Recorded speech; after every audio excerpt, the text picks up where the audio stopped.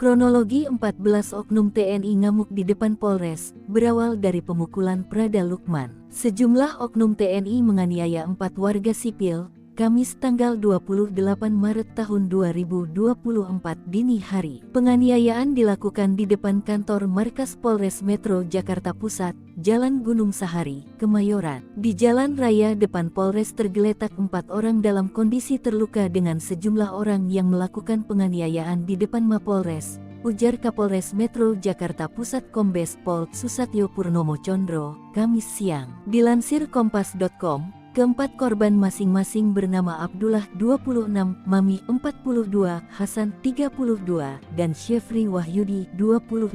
Susatyo mengungkapkan, peristiwa itu dilatari oleh salah seorang rekan para oknum TNI bernama Prada Lukman, dikeroyok oleh rekan-rekan keempat korban warga sipil tersebut. 3 warga sipil yang diduga mengeroyok Prada Lukman sendiri sebenarnya sudah diamankan oleh penyidik Polres Metro Jakarta Pusat. Ketiganya masing-masing bernama Odi Rohyadi 30, Fasli Destiandi Putra 28, dan Maulana 23. Komandan Polisi Militer Kodam Jaya dan Pomdam Jaya, Brigjen CPM Irsyad Hamdi Bey Anwar memastikan keterlibatan oknum TNI dalam penganiayaan itu. Ia mengatakan, pihaknya menyasar 14 oknum TNI dari berbagai satuan terlibat dalam peristiwa itu, tetapi baru mengamankan 8 orang.